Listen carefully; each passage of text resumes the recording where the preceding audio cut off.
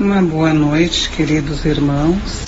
Iniciamos neste momento o Evangelho no Lar da Casa Espírita Eulália Nogueira, situada em Alegrete, Rio Grande do Sul. Vamos elevar a nossa mente, os nossos corações, harmonizando-os, procurando ficar numa posição confortável, pedindo a Deus, nosso Pai, que nos deu o amparo e a proteção, nossos protetores individuais, orientados pelo nosso Mestre Jesus Cristo, possam nos atender nas nossas rogativas na noite de hoje. Que Deus nos ampare. O Evangelho desta noite é continuação do capítulo 1, Eu não vim destruir a lei, item 11, que trata sobre Santo Agostinho. Santo Agostinho é um dos maiores divulgadores do Espiritismo. Ele se manifesta quase que por toda parte. A razão disso encontramos na vida desse grande filósofo cristão, que pertence a essa vigorosa falange dos pais da Igreja, aos quais a cristandade deve seus mais sólidos alicerces. Como muitos, foi arrancado ao paganismo, dizemos melhor, a impiedade mais profunda, pelo esplendor da verdade, quando, em meio aos seus excessos, sentiu em sua alma essa vibração estranha que o chamava para si mesmo, e lhe fez compreender que a felicidade estava alhures e não nos prazeres enervantes e fugitivos. Quando, enfim, sobre sua estrada de Damasco, também ouviu a voz santa exclamar-lhe: Saulo, Saulo, por que me persegues? Ele exclamou: meu Deus, perdoai-me, eu creio, eu sou cristão. Depois, então, tornou-se um dos mais firmes sustentáculos do Evangelho. Pode-se ler nas confissões notáveis que nos deixou esse eminente espírito, as palavras, ao mesmo tempo, características e proféticas, que pronunciou depois de ter perdido Santa Mônica. Eu estou persuadido de que minha mãe voltará a me visitar e dar-me conselhos, revelando-me o que nos espera na vida futura. Que ensinamento nessas palavras, e que previsão brilhante da futura doutrina. É por isso que, hoje, vendo chegada a hora para a divulgação da verdade que ele havia pressentido outrora, fez-se dela o ardente propagador e se multiplica, por assim dizer, para responder a todos aqueles que o chamam.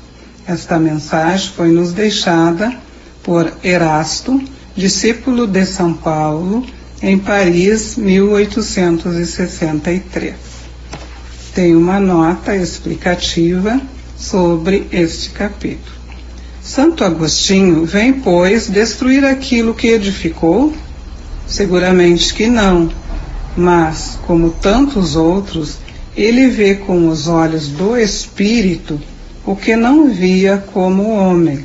Sua alma liberta entrevê novas claridades e compreende o que não compreendia antes.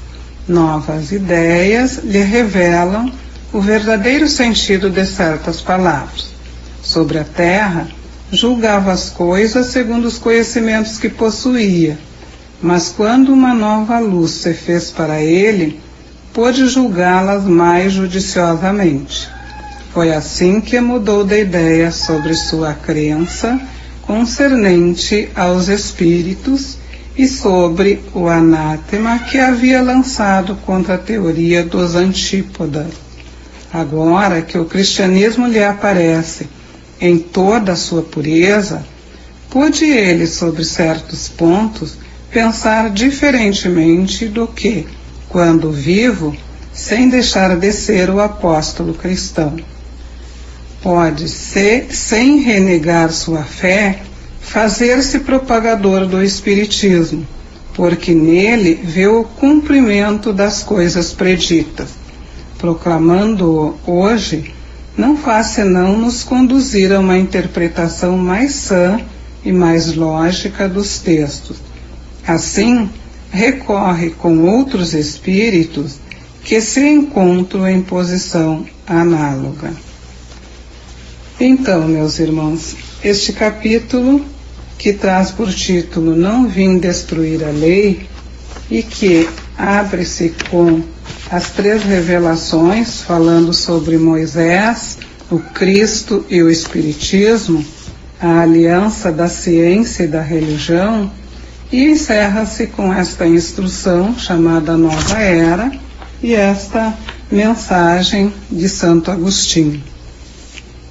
Para nós cristãos e espíritas, Santo Agostinho foi um marco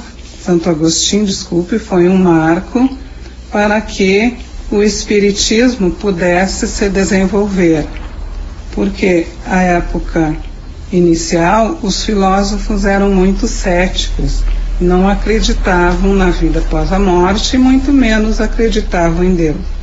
E Santo Agostinho soube posicionar-se em posição contrária, ou seja, em aceitar que após a morte a vida continua. Mas para isso ele teve que passar, como o próprio texto fala, quando ele passou pela estrada de Damasco, e que foi chamado: Saulo, Saulo, por que me persegue? E ele exclamou: meu Deus, perdoai-me, eu creio, eu sou cristão. Com isso, ele teve o entendimento de que nós somos apenas um corpo material, mas que o corpo espiritual é eterno e que vai além da morte. Como a nota coloca também, sua alma liberta, ou seja, liberta da matéria, entrevê novas claridades e compreende o que não compreendia antes. Parece tão novo até para nós, muito apegados ao materialismo ainda hoje, temos dificuldades de entender o que seja verdadeiramente esta alma que vive em nós e que após a morte se torna no Espírito eterno criado por Deus. Então, nessa noite, prezados irmãos, com este Evangelho do capítulo 1, eu não vim destruir a lei, que foi tão claro, dito pelo Cristo, nós vamos agradecer por estas mensagens que foram a base da nossa doutrina espírita. E vamos agradecer também a oportunidade de estar recebendo esses esclarecimentos para que, se possível, antever, assim como o Santo Agostinho, as possibilidades que nós temos de uma vida eterna. Agradecer porque estamos encarnados, aprendendo e tendo a oportunidade que muitos não tiveram de ter estas explicações que o nosso Evangelho permite fazer.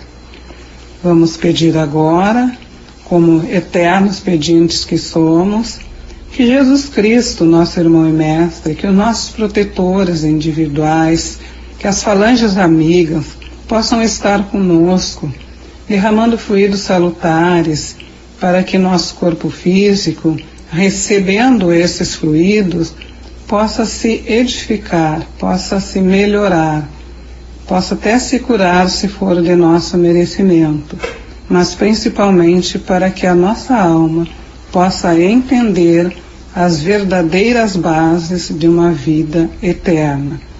Vamos agradecer também a família que temos, os amigos, a cidade onde moramos, o que temos para viver e o que não temos também, que nos ensina que a ausência de certos bens materiais é uma forma de nos fazermos crescer. Vamos pedir ainda para que Deus, em sua finita bondade, possa atender aqueles irmãos que perambulam pelas ruas, que sofrem, que estão nos presídios, que estão nas casas lares, as crianças abandonadas que possam receber o alento, o carinho dos espíritos superiores. Vamos rogar aos médicos e enfermeiros do espaço que visitem os hospitais, que possam atender e que possam intuir os médicos terrenos ao melhor medicamento a ser ministrado a todos os irmãos que sofrem. Rogamos ainda, por um acréscimo de bondade, que a espiritualidade superior nos traga a paz no mundo que habitamos, que está tão conturbado nesse momento. Vamos rogar também que Jesus Cristo, nosso irmão e mestre, permita que nós possamos contribuir com pensamentos elevados para que esta paz, para que a dor, para que o sofrimento seja minimizado no nosso planeta e assim nós possamos melhorar a casa onde moramos com fluidos benéficos, melhorar o ambiente onde estamos inseridos, a nossa sociedade, a nossa cidade, o nosso estado, o nosso país e, consequentemente, o mundo inteiro. Se nós fizermos a nossa parte, por menor que seja, certamente nós vamos estar contribuindo com o todo. Vamos rogar ainda que os espíritos superiores, médicos e enfermeiros do espaço, fluidifiquem as nossas águas, derramando os fluidos salutares de saúde, que a ingerirmos possamos equilibrar o nosso corpo físico e o nosso espírito. Que Deus nos abençoe e nos proteja, hoje e sempre. Que assim seja, Senhor.